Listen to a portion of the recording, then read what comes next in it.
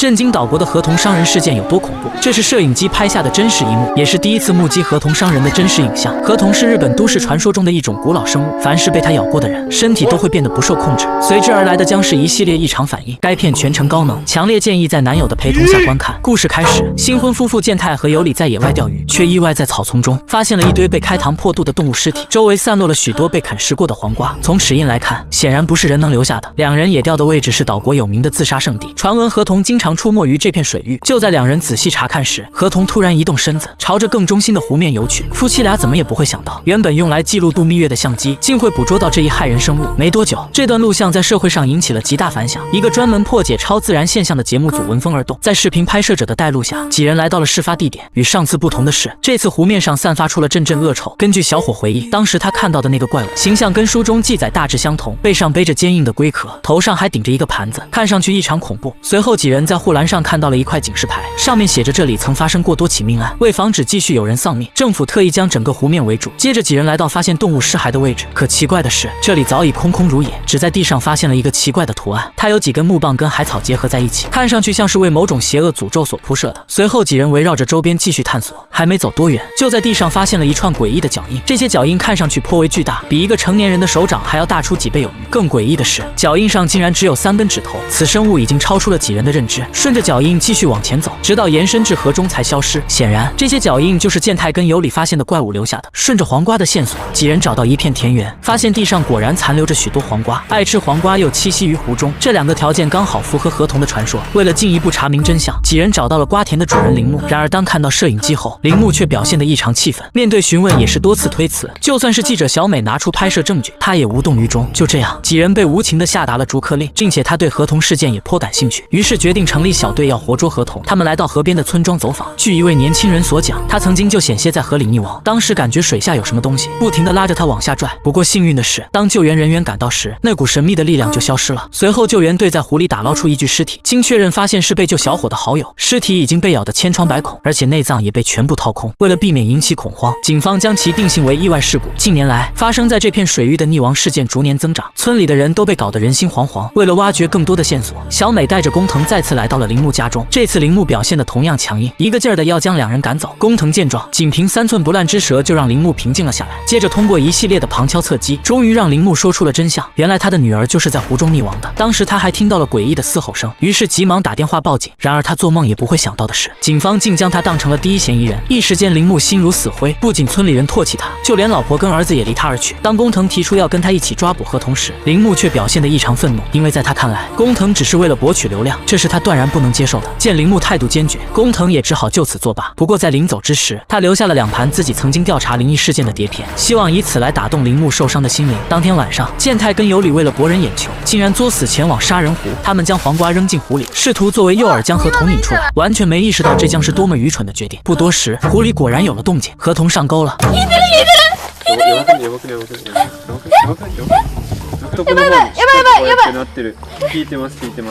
こんな感じです。こんな感じです。うわ！不是，奥いる。不是，奥いる。过程中，有里被合同抓伤小腿。隔天一早，两人急忙找到工藤，并详细描述了昨晚发生的经过。然而，就在工藤准备继续询问下去时，有里的身体突然变得不受控制。ゆりさん。ゆ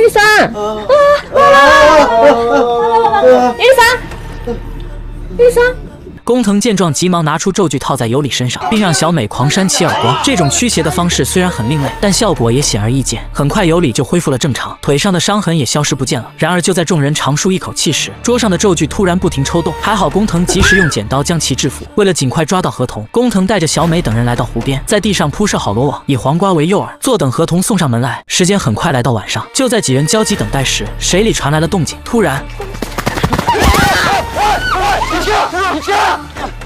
仅仅片刻，小美就被河童拖进了草丛里。好在铃木及时赶到，用一把铁锹赶走了河童。经历此事后，铃木也意识到工藤不是嘴上说说而已，于是两人一拍即合，抓捕河童行动就此展开。自从女儿溺亡后，铃木就学习了一身驱邪的本领。他用水草和木棒在湖边布下咒句，再用自己的血滴在上面，一连几个重复的动作下来，铃木已经构建出了一个结界，逼得河童只能从一个地方逃跑。现在他们只需要坐等河童现身。为了防止行动出现意外，工藤拿出调查裂口女事件中留下的头发，建议铃木将其戴上，没想到却遭到了铃木的强烈反对，因为不同的咒句聚集到一起会发生对撞，反而会影响施法效果。转眼时间来到晚上，铃木在湖边布下了五芒星法阵，并让工藤站立中央，等到河童出现时，一举将其擒获。伴随着铃木念动经文，河童果然现身了。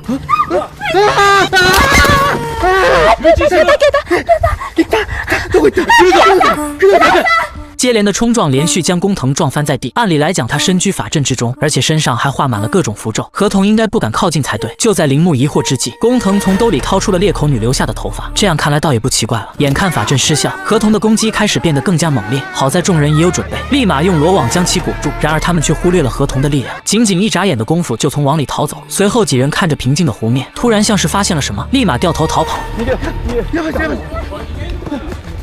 所有人都被吓得落荒而逃，唯独铃木怀着为女儿报仇的心，站在原地一动不动，准备与河童决一死战。几分钟后，工藤几人已经跑出数米远。这时身后再次传来响动，回头一看，只见铃木满身是血的往这边赶来。随后他被紧急送往医院接受治疗。一段时间后，小美接到健太的来电，说自己的女友有里竟然跟铃木同居了，而且还有了对方的孩子。当工藤带着小美等人赶到铃木家时，发现两人如同丢了魂一般，自顾自地朝着房间走去。健太刚想上前询问，下一秒竟看到了无比恐怖的一幕，只见地上全是被开膛破肚的动物尸骸。与此同时，铃木的眼神变得无比可怕，而且手也成了河童的样子。随着大门关闭，影片到此结束。